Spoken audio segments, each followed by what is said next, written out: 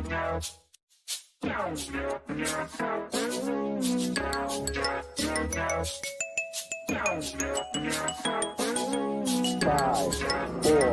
three, two, one, zero. All engine running. Liftoff. We have a liftoff. Ladies and gentlemen, welcome back to Neighborhood News Network, the home of citizen journalism. I am Andy Dybala. I'm actually on my other channel, Live with Andy on YouTube. It's been a while since I broadcasted there. I get so many strikes. I kind of stopped broadcasting there, but nevertheless, welcome to the show, everyone. I'm sorry. I apologize. Please, please, please, please find it within yourself to forgive me for missing a show yesterday. I know. And George will be back tomorrow, Wednesday, and we'll be doing our regularly scheduled stuff Wednesdays and Fridays. But Mondays, I had a bit of an opening, a bit of a leg, and I had a Super Bowl leg myself. So yesterday, nothing happened, and I do apologize. But I appreciate every single one of you for coming back on this beautiful Tuesday afternoon. It's beautiful here in Dallas, Texas, at least. It's like 65 and sunny. I'm not sure about the rest of the country, but I do have a good show lined up for you today, as we've been talking about on Neighborhood News Network. We've been digging into Donald Trump and versus Joe Biden in this upcoming election. Amber Connor's been working the case in Georgia with Alex Halderman and this election security issue with the voting machines. And I'm going to be digging into all of that today. I'm going to be connecting some dots from other shows and presenting Alex Halderman's.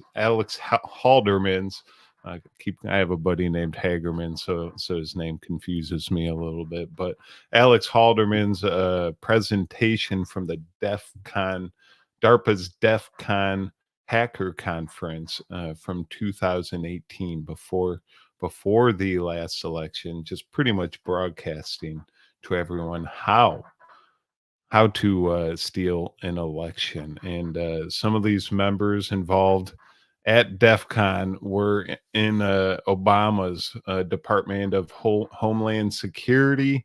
Actually, the president and CEO, Jeff Moss, I'll be digging into him a little bit today. He was involved with Obama's DHS. He was he was on the Security Advisory Council, and he's known as Biden's favorite hacker. And all this kind of came about, actually. I got a book here. I did a show last week on the cult of the dead cow by Joseph Menn, and it was kind of digging into this hacker group out of Lubbock, Texas, and how they created hacktivism. You know, how Anonymous was affecting Wall Street with some of the stuff they were posting. They were trying to take criminals down around the world. They were trying to take down the child prostitution rings, and some of the members are in this group, but some of the members do good, and some of the members do bad. And I came across Jeff Moss' name in this book, and I did a little research on him, and that's how I came about this fellow. So I'm just going to read you a little paragraph where he was first mentioned. So this is digging into the book. I guess this chapter is digging into this ho-ho-con, and they say have these hacker conferences. And at this ho-ho-con, Jeff Moss was just a kid, and he met some fellow hackers by chance. And I'm going to be getting into that meeting right now. Page 33 from Cult of the Dead Cow by Joseph Menn, paragraph 1. I'm sorry, it's kind of dark. Let me turn on a light so I can read a little bit. So, other spontaneous meetings help shape the future of online security. Bednarik was walking down the second floor corridor when a skinny teenager ran toward him. Now, this is in the early 90s, by the way. I forgot to preface my reading with that. I didn't set the timetable. The kid said someone had kicked a plastic beer ball into Sterling's face. Sterling's another hacker. And the police were on the way. Could he duck into Bednarik's room to hide? Bednarik agreed, and the teen introduced himself as Jeff Moss, the Dark Tangent.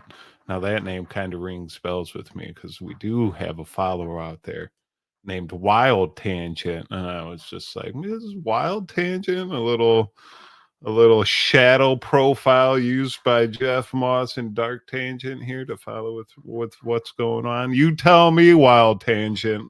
Is it you, Jeff? I'm on to you. That's what I do here as a researcher. I connect dots. So we continue. Other hackers were already hanging out in the room, and they introduced themselves by handles that were already legendary to Moss. One of them controlled switches at a major phone company. Another had the attack programs called exploits that could break into mainframe computers. Moss felt like a mouse in the corner with enormous eyes. These 5 people could take over the world if they wanted, he thought. Moss soon would use what he saw, the bonding and the talks and the t-shirts, and founded DEF CON, the volunteer-powered Las Vegas hacker conference that would become the biggest on the planet. And that's what we will be digging into a little bit today. Is DEF CON and how they created this voting village. Here, I'll pull it up on the screen. Just give me a second. Maybe not. I thought I had a little graphic. Voting village, DEF CON. Well, they created this voting village. Here, I'll just put their Twitter page up, I guess. This voting village within DEF CON. It was created by DARPA. Some of the it was actually not created by DARPA, but they were involved in the creation of DEF CON with Jeff Moss. Jeff Moss is on the Atlantic Security Council. He's in like I said previously, he's in the DHS, and they're under the Biden, under the Biden. That's pretty much what we should call the Biden administration. But here at DEF CON Village, this is like if Jeff Moss is the leader of DEF CON and voting village, it's just pretty much like an elite hacktivism group that pretty much showcases their skills on how to break into election voting machines and affect elections. And it's like a step-by-step process. So Jeff Moss can sit, I know he knows how to do all this stuff, but takes notes how to break into each company's voting machine, how to get into their software, and how to manipulate elections. And it's all kind of just like a all-in-one hacker voting steal hacking conference. Sorry, I'm stumbling right here. I'm trying to pull up articles where I read here.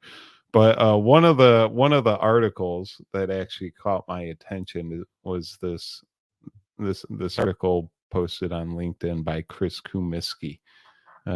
It's titled "Meet Joe Biden's Favorite Hacker." And I'm going to read you a little bit of that article before we get into Alex Halderman's presentation at the DEF CON conference. Excuse me. As you can tell, I need a drink of water. Take a breath, Andy. You're losing yourself a little bit. Regain composure. Here we go. Meet Joe Biden's favorite hacker. Turning the lights back off. I like my CIA black site look. Excuse me. When Jeff Moss got a phone call, and this was written in 2023. When Jeff Moss got a phone call from the White House in the early months of Barack Obama's presidency, he thought the new administration was trying to get one of its officials on the speaker lineup for the world famous Black Hat Security Conference that he had created and still helped run. Instead, the staffer on the other end of the line asked Moss, one of the country's most respected hackers, if he would be interested in occasionally reviewing and commenting on government reports in this area of expertise. Moss agreed, figuring it wouldn't take too much of his time. 2 months later, when he started receiving paperwork to apply for a security clearance, he learned what he'd actually signed up for: a spot on the Department of Homeland Security's Homeland Security Advisory Council, a role usually given to a big name corporate executives who covet the position as a sign of credibility and prestige.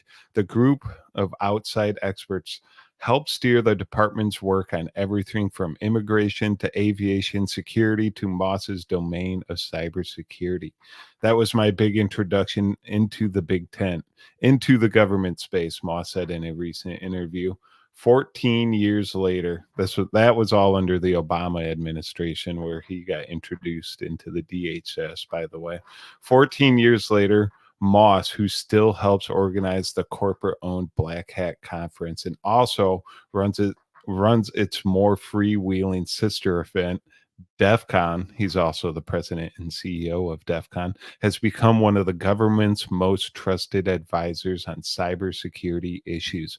With the ear of President Joe Biden's top cyber aides, Moss tries to help the feds harness the energy and talents of independent security experts to better defend the U.S. from digital attacks, and in the process, overcome decades of mutual suspicion and hostility between Washington's stodgy bureaucrats and the country's nonconformist techies. Moss no longer serves as the Homeland Security Advisory Council after failing the political vetting that the Trump administration introduced. He said, pretty much, Trump administration came in and was like, this dude's too much of a Democrat for us. He's affecting elections. We got to let him go. Is not the one good decision Trump ever made, but did it bite him in the ass in 2020? He said. But 2 years ago, he joined the Cybersecurity and Infrastructure Security Agency, CISA's Cybersecurity Advisory Committee, where he leads a group that delivers policy advice from independent researchers, cyber threat analysts, and security professionals. Jeff Moss is a legend in the security field and one of the most respected voices in the community of hackers, researchers, and cyber defenders. CISA Director Jen Easterly said in a statement, with AI and other emerging technology issues challenging governments in new ways, reminiscent of an earlier era when computers and their security risks first appeared on politicians' radars, Moss said it's more important than ever for the cyber community to get involved in policy debates. Now, the Biden-Harris administration actually created a new DARPA. You know how DARPA does these challenges, creating super soldiers, creating vaccines, rapid response vaccines. Now, this is also one of their things the Biden and Harris administration is dumping money into. They're giving $20 million. It's a DARPA challenge for artificial intelligence to protect our country's software and voting technology and our intelligence technology. So the Biden-Harris administration is going to have their fingertips all up in our cybersecurity for the upcoming future / the Biden administration. Sorry, I lost my point. With AI and other emerging technology issues challenging the governments in new ways. Sorry, I already read. As time goes by, as time goes by, isn't that a song? The consequences of security research and hacking have more policy implications, Moss said. It's just ballooning. Moss's role as a liaison between the government and the security community has expanded over the past few years as policymakers have increasingly come to rely on independent experts to find and report security issues. Taking a break for a drink. Public-spirited hackers pride themselves on warning about vulnerabilities that no one else will discuss. Not the foreign governments and cyber criminals exploiting them, not the U.S. spy agencies monitoring those attacks, and not the manufacturers whose focus on speed and profits led to the flaws.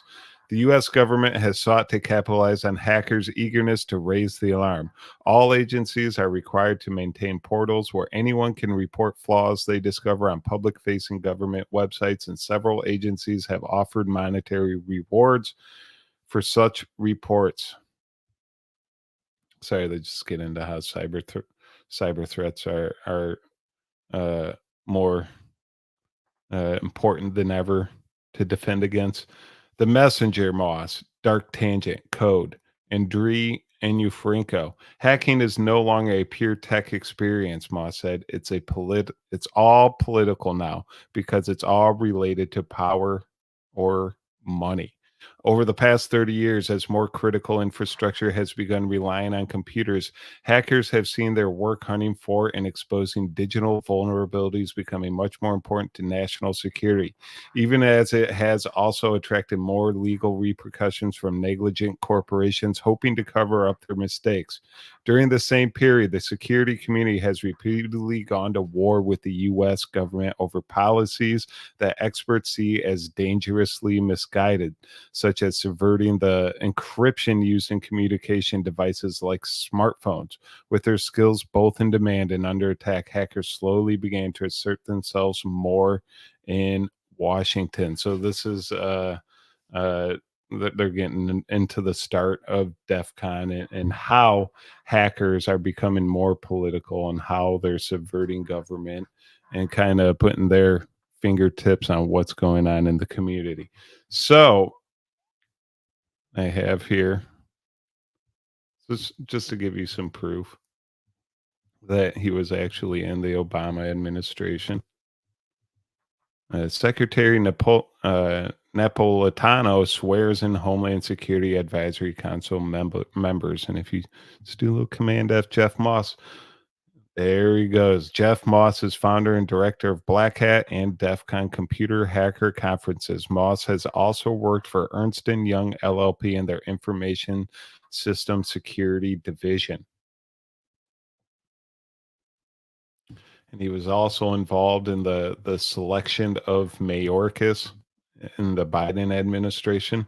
The coalition pushing the Senate to quickly confirm Mayorkas includes veterans of the three most recent administrations, including Barack Obama's cyber coordinator Michael Daniel and George W. Bush's cyber czar Richard Clark, a host of former DHS and CISA leaders, including Trump officials Matthew Travis, Jeanette Manfra, Brian Ware, leading security officials such as Blackhat founder Jeff Moss and Luda Security CEO Katie Masouras, and two former NSA directors Keith Alexander and Chris Inglis. So he was involved in the selection of Mayorkas as DHS. He's on the Atlantic Security Council. He's a World Economic Forum member. Here's a little picture giving you a proof of that. Here's the Atlantic Security Council from their website. Jeff Moss is a member. So he has his hands all over government. And he was working with the Obama administration on election interference when it comes to our voting machines before the 2020 election. And I'm going to show you actually a little 26-minute presentation here of Alex Halderman's famous for his Georgia pen hacking presentation he did in the Georgia election interference case that's going on right now that Amber Connors was covering. I'm going to show you a presentation of his at DEF CONs. And so this is Alex Halderman pretty much presenting to Jeff Moss how to hack the 2020 election so Joe Biden can get into office once again. And this, I'm not even getting into the ballot harvesting and the mail-in ballot conspiracy theory. I'm not even getting into that. This is just one-on-one computer hacking techniques to steal the election from Donald Trump. So here's the video. You actually get a break from me talking for a bit. Aren't you excited, guys? Here's a video of Alex Halderman's presentation at DEF CON 26 in 2018. So here we go. Introduce Alex Halderman from the University of Michigan. He is a professor of computer science and engineering and a verified voting technology fellow. His research spans computer and network security, applied cryptography, security measurements, censorship resistance, and electronic voting, as well as the interaction of technology with politics and international affairs. So he's here to eat all of our lunches. Thank you very much. Least leave the international affairs to other people. You're an expert in everything else. So he has helped discover the cold boot attack and the TLS logjam and drown vulnerabilities. He co-founded the ZMAP project, Census.io, and Let's Encrypt. He is a renowned expert in election cybersecurity and has performed numerous evaluations of real-world voting systems, both in the United States and around the world. After the 2016 U.S. presidential election, he advised recount initiatives in Michigan, Wisconsin, and Pennsylvania in an effort to help detect and deter cyber attacks. And in 2017, he testified to the U.S. Senate Intelligence Committee about cybersecurity threats to election infrastructure. He's been named by Popular Science as one of the brightest young minds reshaping science, engineering, and the world. Alex? How's that introduction? Thank you. Thank you so very much for that introduction. I'm here today to talk to you, like many other people, about the security of U.S. elections. But I want to make this a special kind of presentation. And so we're going to do a demonstration in which I'm going to actually steal a little election for you. This is quite a technically demanding demonstration to pull off in real time in front of an audience. So I ask for your patience and some wishes of good luck, perhaps. And also, I'm going to need a volunteer, someone who can hold a camera steady for me. Yes? Thank you. Please. Hi, what's your name? Hi, Jess. Jess, thank you. Yeah. All right, so I'm going to need you to take this and I'm going to ask you in a minute to use this as a camera. So before we get to that, though, let's see. Many computers that need to work at once. He's worse than president. All right, before we get to this, I want to introduce you to the AccuVote TS voting machine. This is an example of a voting machine we use here in the US. The AccuVote TS was at one time the most widely used electronic voting machine. And it is still to this day the most well-studied of any electronic voting machine in the US. There have been major code reviews and other security assessments of these machines over the last 15 years by academic researchers, by groups commissioned by states, etc. But it's still in use today. In fact, it's used in parts or all of 18 states across the country. Georgia, for instance, uses this machine and its sister machine, the AccuVote TS, in all of the precincts across the state. Now, if we look at other voting technology across the country, it's also a patchwork of different kinds of technologies, of machines like this and others. And in some places, it even varies by county.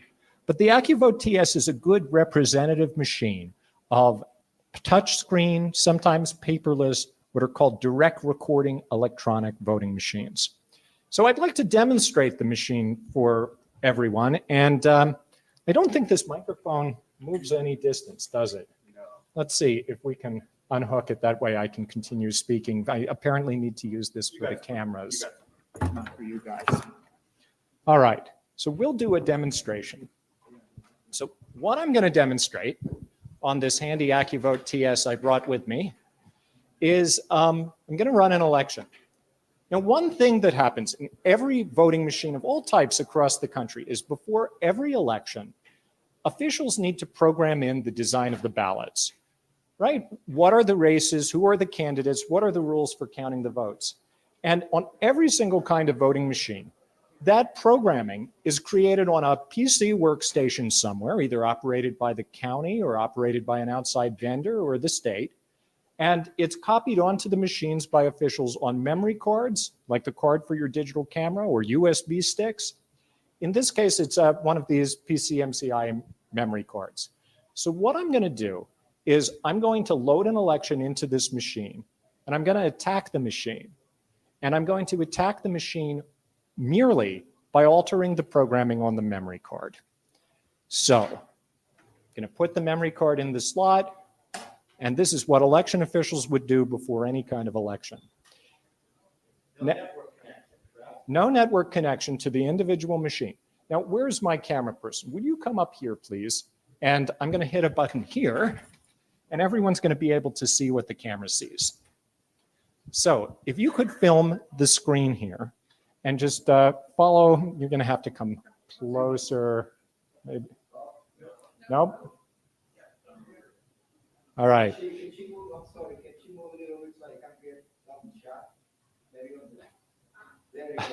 Boy, I told you this would be technically demanding. So election officials before a real election might do logic and accuracy testing, just run a few test votes. That's fine, they can do that, but we're going to skip that just for speeding things up. And then after that, they would hit a button here to set the machine for an election. So we're going to do that. I'm going to open a door here. The machine actually has a little cash register style printer. And it's going to print out, it's going to think about it. It's going to print out what's called a zero tape. And this is just going to show that there are no votes in the machine so far. Can you zoom in right there and show 0 votes for both candidates? Little down. There we go. George Washington and Benedict Arnold, no votes. All right, now I'm going to need, let's say, 3 more volunteers. Yes? Anyone else? Yes? 1 more. Yes. You guys can be my voters. So come on up, and I'm going to ask each of you to cast a vote in our mock election. So the way voting works on these machines, like many other DREs, is the voter comes in, checks in at the polling place. You're an authorized voter, yes? All right, then I'm going to issue you an activated voter card. This will let you have 1 ballot, so you can come up to the machine and vote. And we're going to show the voter, just put it into the slot there. All right, and we're going to run a special election. And this is for President George Washington, the founder of the Republic, versus Benedict Arnold, the traitor of the American Revolution. Thanks, man. Thanks a lot. Everyone at DEF CON votes for Benedict Arnold, so if you want to be counter here, you better vote. That's a Donald Trump, George Washington versus Benedict Arnold, aka Joe Biden, traitor of the American Revolution. just change the names, ladies and gentlemen. Just change the names. For George. All right, so we have 1 vote. Oh, you forgot to cast your ballot. Got to touch cast ballot, and then it will mark your card as used and give it back to you. All right, so that's vote number 1 for George Washington. Voter number 2. All right, sir, here's your voter card. You are an authorized voter, yes? Sure. Okay, now it's going to cast another vote. All right. And no influencing my decision this time, right? Okay, yes, it's a secret ballot. All right, it's 2 votes for George Washington. It's going to spit out the card. Now here, I'm going to demonstrate a little bonus attack. I'm going to take the card he just used and give it to our next voter. This voter card I actually made myself back at the University of Michigan. That's why it has an M on it. It looks just like the real card, works just like the real card, except it also lets you vote as many times as you want. And this will work in the real machines too. All right, so using our infinite voter card, we're going to have our voter. So Mr. Halderman got together with DEF CON director Jeff Moss, who's a pipelined in from the old Biden administration. Just gives them that unlimited voter card. Next thing you know, polls close and Joe Biden takes over the vote in the middle of the night, ladies and gentlemen. This guy's literally right next to Wayne County in Detroit, TCF Center.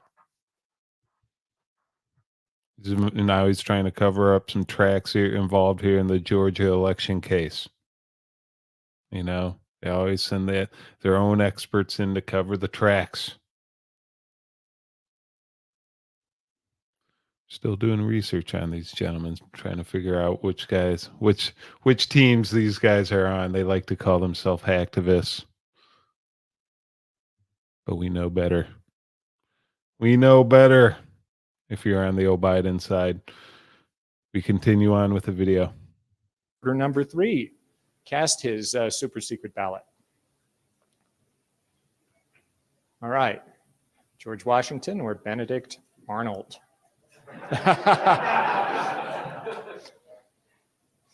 With his Michigan All right. voter ID, unlimited voter ID. The votes are cast.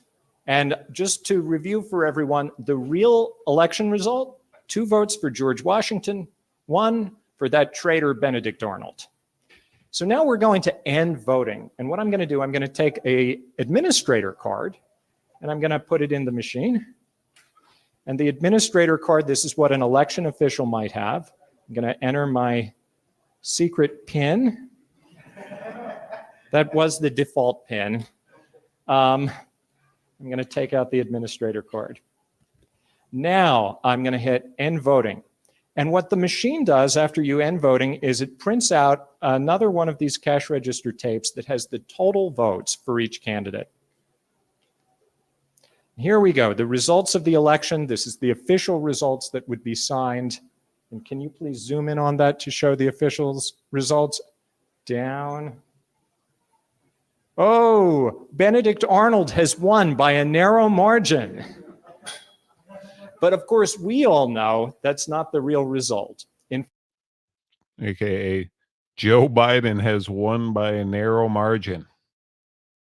See how he flipped the votes automatically flipped when he put that card in? What do you think happened in the middle of the night? You get some election, you infiltrate the election committee with some Biden officials, you know, you give them the administration card straight from Halderman, straight from Jeff Moss, who's on the DHS.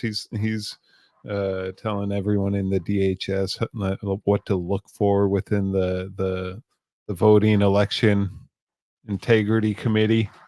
You know, he's on the hacktivist group. He's telling them what to look out for, what not to look for. He said, don't look out for this stuff. Look out for the pen hack. Look for people with pens. Nope. It was the officials with the cards. But we continue with the video. In fact, malicious code that I loaded into the machine by hijacking this pre-election programming process has stolen the result. It's manipulated the ballots and all of the electronic records of the ballots to cause a fraudulent result to be recorded. All right. For my volunteers, I want to give each of you a printout of these fraudulent results to take with you as a souvenir. All right, now while this is printing, let me explain some disturbing facts about this machine. People might wonder, is this the current version of the firmware? Well, it's not the most recent version of the firmware, but in fact, this version of the firmware and even older versions of the firmware are in widespread use across the US today. There's no requirement that officials keep the firmware up to date. In fact, this version has already corrected vulnerabilities that exist in some versions that are, in fact, still used. All right, let me end this projection. All right, and excuse me, I just have to end it on this side so we don't run out of batteries. Very technically demanding. There. All right. Take control of this again. Was that a mission? So this machine I bought on eBay. It was used previously in Ohio. And Ohio sold off a large number of them after they were damaged due to a leaking roof in the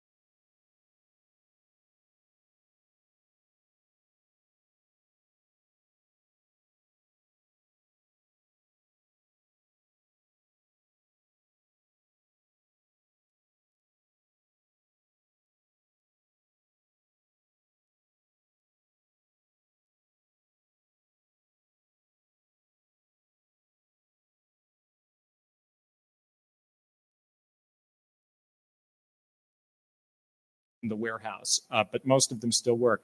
We have dozens more of this same kind of machine down in the village for people to hack on. All right, so let me put all of this in context, and we don't have that much time, so I'm going to have to go quick. We have two styles of voting machines in the country. One's like this that are DREs, touchscreens, and so forth, and also optical scan machines that count paper ballots that voters fill in. Both of these, though, are computers. And both styles of machines have been studied in many security reviews over the last decade and a half. I was part of one in California where the Secretary of State in 2007 brought together a group of respected security experts to do a code review of all of the election equipment in the state. This is an excerpt from one of the reports about this machine, the AccuVote TS, and it details some of the vulnerabilities. Multiple buffer overflows, software updates without authentication, interpreted code, things that could be exploited by voters, things that could be exploited from the memory card, inadequate randomization of the ballots so that ballot secrecy can be compromised. You can forge the cards, all of this stuff. This is in 2007, and there are hundreds of pages. Just notice I went with the old mic muted trick. Sorry about that, ladies and gentlemen. Sorry about that. I was just getting into how there's Michigan voting machines that were fuck. I'm just gonna get back to the video. Sorry about that. Thanks for the warning, though. Of elaborate technical documentation about these vulnerabilities. Still, California decertified the machines. They wouldn't use them anymore. But other states continued to use them, and as I said, in many cases without updating the software. And it's not just these Diebold machines. Since that time, states have reviewed, there have been independent studies, many, many different kinds of US voting machines.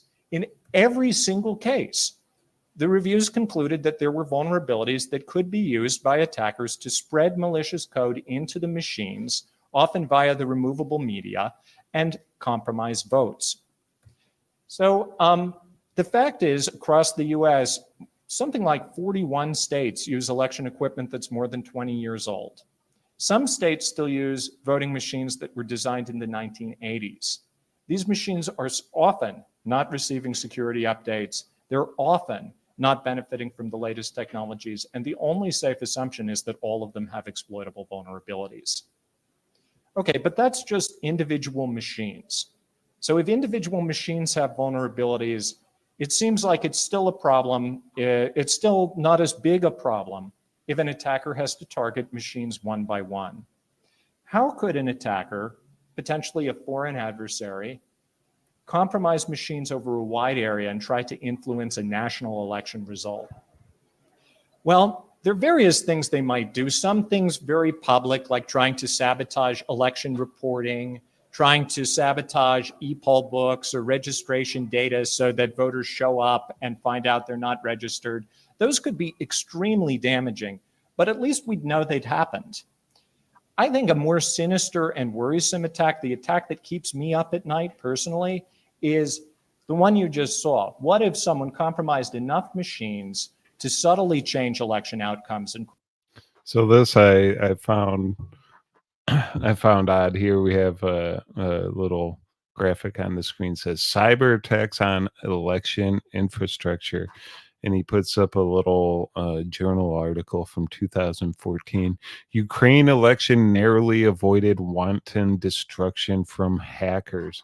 So the Ukraine election from 2014, they said some Russian hacktivism experts tried to infiltrate their election process and take the election away from Poroshenko and give it to the right wing guy. I forget his name right now, but yeah, these hacktivism experts were, they like to test out what they're doing in Ukraine before they bring it here to the United States, with the biolabs, with anthrax attacks, with a lot of things, with Russian wars. That's why we give them so much money, because we're just destroying their country and manipulating it for the Biden administration. So they tested out in Ukraine before they brought it over here in 2020. Caused the wrong result. Would we ever find out? So how plausible is that? Well, there are three challenges for an attacker trying to silently steal an election. The first one is just that the technology is diverse and decentralized, every state and county running their own systems. Well, that helps in some ways, it hurts in some ways. So it helps if the election result is not that close.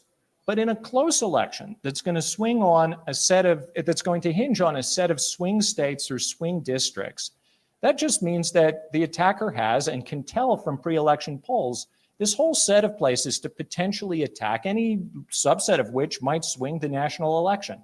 So you scan all the states that are potentially going to be in play, find the ones that are most weakly protected, and strike in all of those. So rather than a diversity protecting us, we have a diversity across the country today of strength and weakness. And that's a major weakness for everybody. All right, the second challenge, though, is that the machines aren't connected to the internet. Well, thank goodness they're not. At least they're not supposed to be. It's actually not quite true. Some of them do connect to the internet briefly in order to send back results over 4G networks after the election.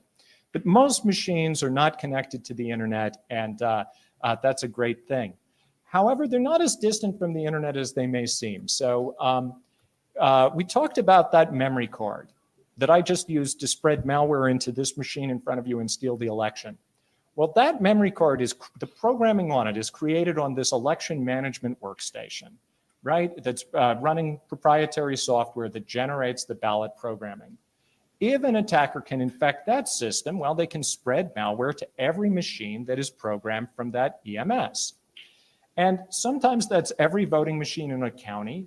Some places, they contract this out to the voting machine vendor. One large voting machine vendor programs the elections for 2,000 jurisdictions in 34 states.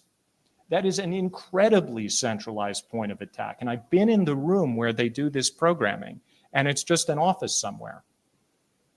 Isn't that a terrifying thought? Well, many other places, like in Michigan, they contract this out to small businesses in the region rather than to big central providers. So in Michigan, about 3/4 of counties use just 3 approximately 20-person companies in 2016. This is the website of one of them. And, you know, it's just a typical small business, no HTTPS. They're nice detailed photos of their warehouse. And, oh, here's their staff directory where you can find the picture, job title, and email address of every person in the company. So if I wanted to attack these guys and steal the next election in Michigan, maybe I forge an email from Sue here, the to Sue from the admin assistant, from Larry, the president, asking her to urgently open this attachment.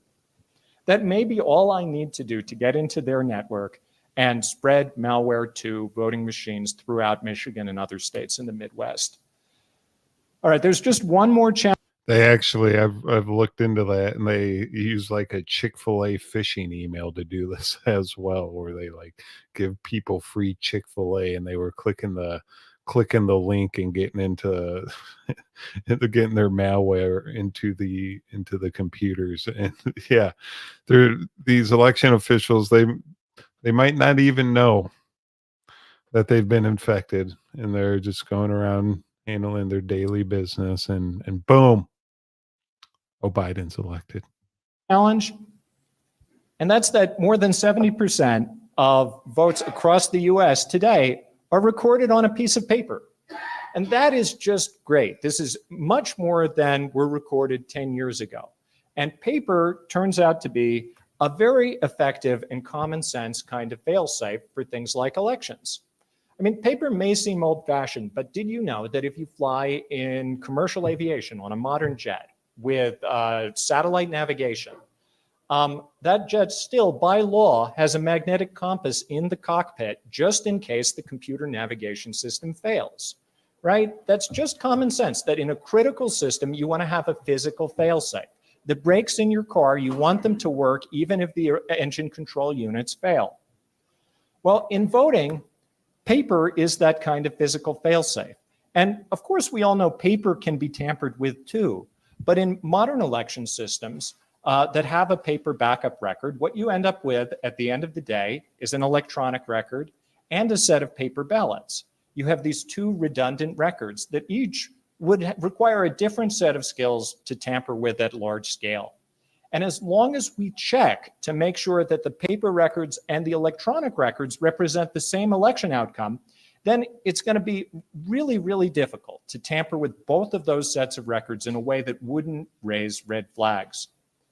And in fact, we don't have to count all of the paper in order to do that kind of check. We can just use statistical sampling. There are very efficient statistical sampling methods that have been developed over the last 10 years or so for elections called risk limiting audits, which in an election that's a landslide might be able to confirm that with very high statistical confidence by examining just a few hundred ballots across a whole state. So this is way more efficient than recounting, way more efficient than the kind of Florida auditing we all remember from 2000. There's just one problem. Most states don't look at the paper. They, unless a candidate demands a recount or there are other exceptional circumstances, or the states just don't look at enough of it in a relatively close election in order to have reasonable assurance that an attack would be caught. So to review, unfortunately, hijacking an election and influencing a close national contest might be a lot easier than we thought. There are vulnerable voting machines used in places across the country, and an attacker can use pre-election polling to determine which jurisdictions are going to use them and have a close contest.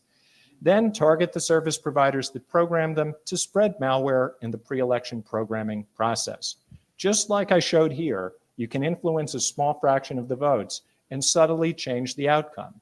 And although there may be paper records in place, we know what the procedures are in every state, and the attacker can ensure that their attack is not detected if they plan appropriately.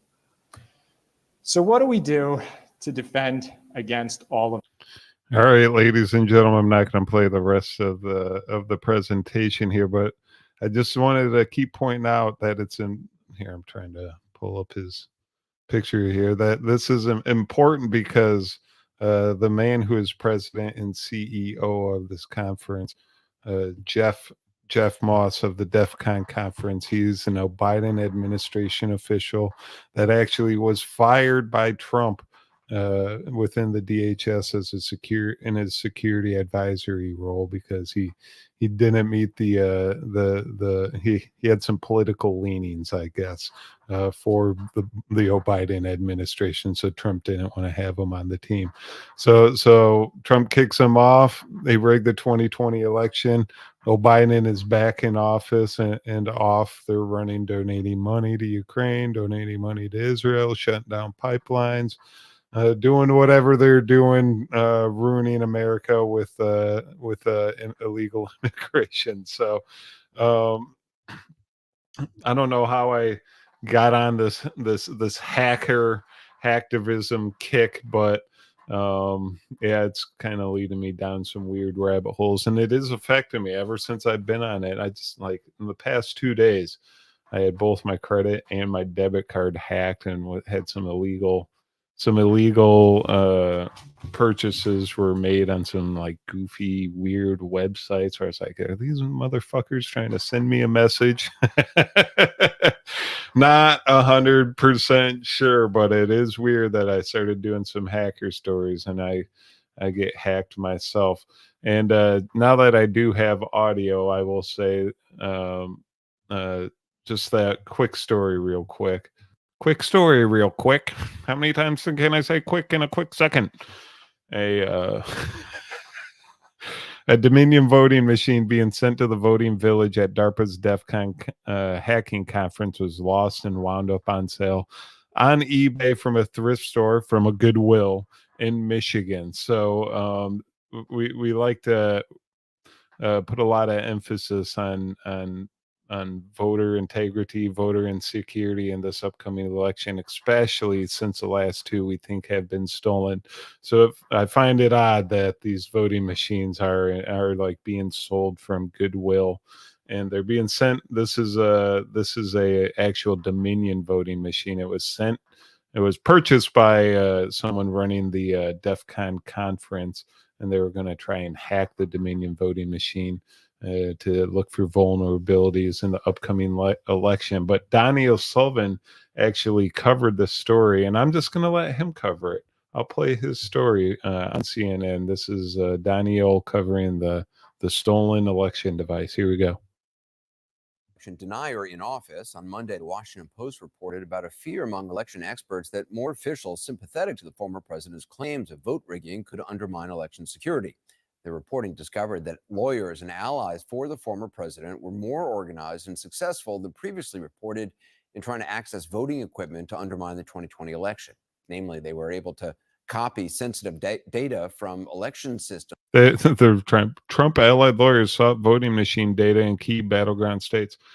The Biden administration has the hacker president and CEO of Election Hacker Center, Voting Village, and DEF CON in their back pocket to rig these elections. So don't give me that shit. In Georgia as a part of a secretive multi-state effort. Senator Donnie O'Sullivan has been in Las Vegas at a hacker convention examining the conspiracy theories about voting machines. So the conspiracy claims all the time evolve. Once the one head of the Hydra is cut down, the second head pops up. We've had 2 years of non-stop conspiracy theories about the 2020 election, many of which center around these voting machines, that they were in some way hacked and used to steal votes and to steal the election. We are here at DEF CON in Las Vegas, which some people called Hacker Summer Camp, and hackers are doing their very best this weekend to break into these voting machines. Isn't what you're doing here, by tearing these machines apart and showing that they can be vulnerable, is that not just going to play into more of the fears, more of the conspiracy theories about the election? I think a lot of these fears and these conspiracies really thrive in darkness. Here, we have like a clear box model where we open things up if you're able to look inside and you're actually able to get your hands on these voting machines yourselves. It's not that there are not vulnerabilities within these machines that need to be addressed. Just because there are vulnerabilities. Oh, conspiracies theorists said DARPA was started Operation Warp Speed back in 2014 as well, and they're creating vaccines for viruses that don't exist, and they're going to release it so they can make a bunch of money. That's what a conspiracy theorist said. Oh, but they were labeled and they were told to go back into their little dungeons and go away from society, and look what happened.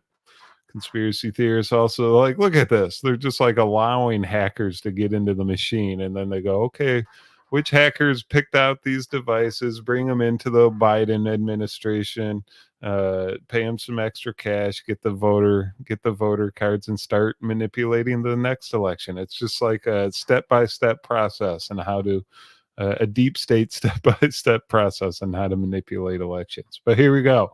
Donnie O'Sullivan defends them. Vulnerabilities doesn't mean that they were manipulated or exploited in the way that certain parties are saying that they are. Harry, you've spent the weekend tearing apart voting machines. You've talked a lot about vulnerabilities, but have you ever found evidence that vulnerabilities have been used to change the result of an American election? Never. And same comes with all the other experts. We have always said that extraordinary claims require extraordinary evidence. We have never seen that kind of evidence.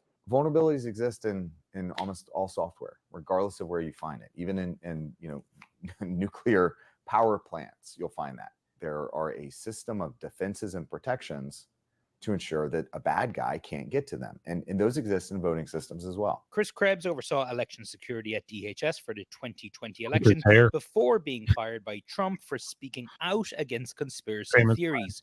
The biggest vulnerability in democracy is the people. It's the brain. It's the perception hack. Cyber experts here say the big challenge to the 2022 midterms is not the machines, it's misinformation. I'm afraid, even when I know the vulnerabilities of the systems, I'm more afraid about misinformation claiming an attack which actually didn't happen and which will then get a hold in people's mind. We want to focus on pushing security forward, and instead we're responding to death threats.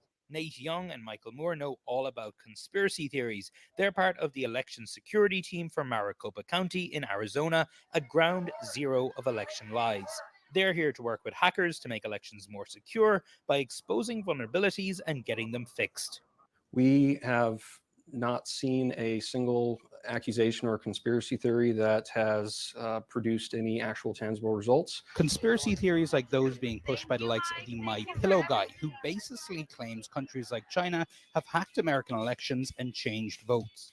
No, why? Just forget about the evidence. If I'm right that China took our country right now, do you care? Would that bother you? How does it feel as a voting systems expert, listening to people like Mike Lindell? It makes me sad. It makes me sad from the fact that all of the resources, all of the energy which could have been Whoever said that in the chat, are these guys related? Harry Hersey does look like Donnie's fat hacker cousin that just sits there eating potato chips, hacking government websites and files all day long. Used for something beneficial, improving is now misused. Misused to perpetuate. That guy, the Harry Hersey, that guy's the guy that bought the Dominion voting machine from Goodwill at the thrift store in Michigan. So he's the one that reported on that. Misinformation that undermines American democracy. The further the narrative goes on, the firmer it gets set in stone. You repeat the lie long enough, and many times it becomes kind of that reality, their reality. Ultimately, this comes down to the voters. What do people want? Do we want to be a democracy? And if the answer is yes, better start damn acting like it. Tony O'Sullivan joins us now. Mike Lindell was not there. That video, just to make sure, that was from last year. That was from his cyber symposium. Did any of the conspiracy theorists who push election lies show up to this conference? Some, yeah, we spoke to one man who actually, some of his research was used in Sidney Powell's lawsuits back in 2020. Oh, okay. You know, look, the thing is that the people there, the hackers at that convention, they are people who really want to poke holes in systems. You know, so if even they are saying, you know, even those top experts are saying, look, the vulnerabilities that Mike Lindell and other people say exist, they're not there. And the main point they were trying to get to hit at this weekend was, yes, there can be vulnerabilities in voting machines. We know a lot of them are very old. No system is perfect. But there's a big difference from there being a vulnerability and a gap to changing votes and overturning an election. So there we have Donnie O'Sullivan defending the hackers. And one more thing we go. I was showing you how Jeffrey Moss, president and CEO of DEF CON, was a former Biden administration official. I also want to show you that we see this Alex Halderman defending like Trump in Georgia. Well, he also defended Hillary in 2016. So I'm not sure whose side this guy is on, unless he's just like, I just want a fair election. Unless he's just like plays the middle out.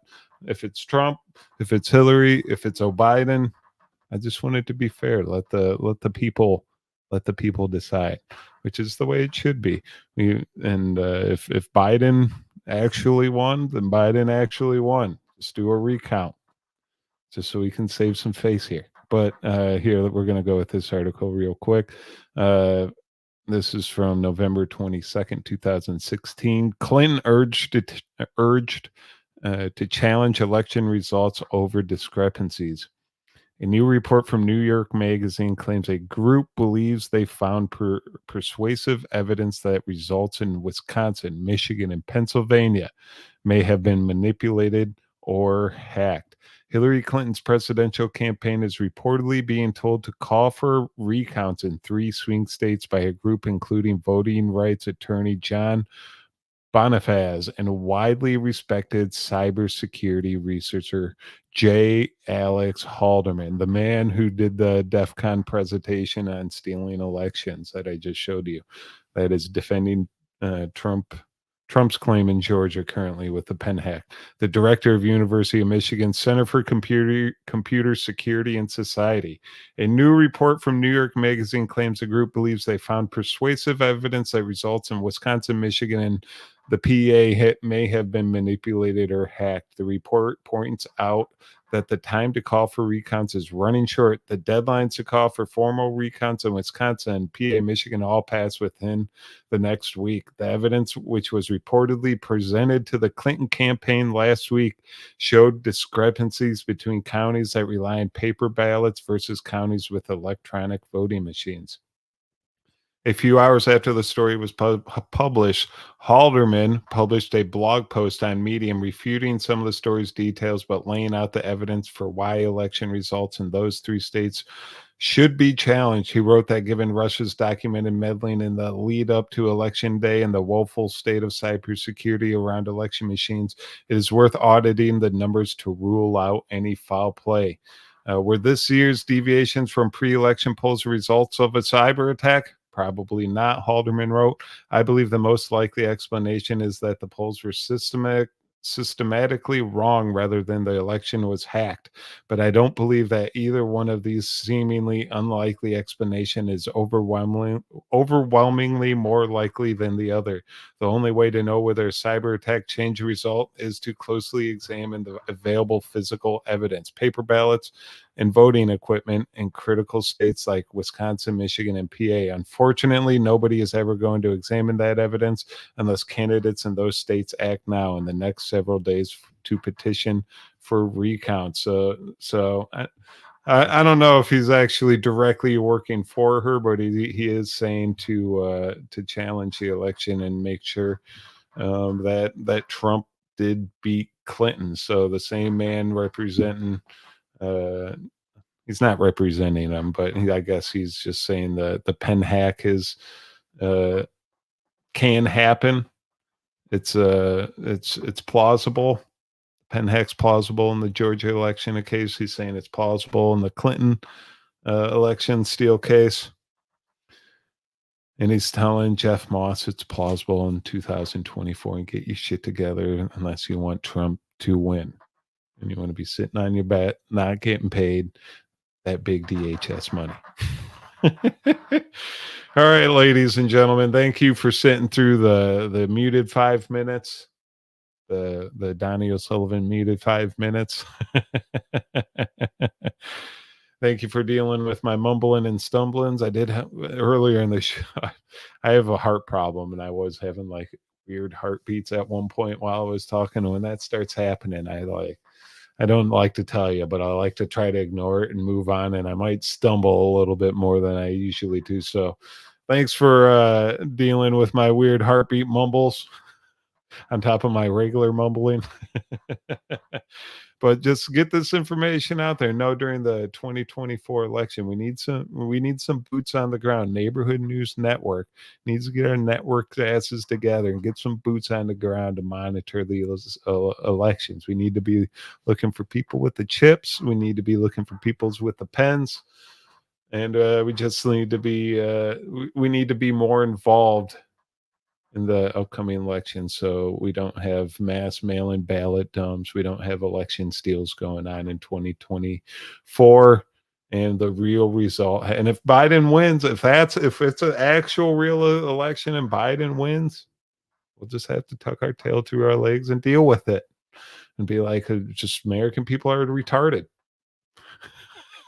are uninformed.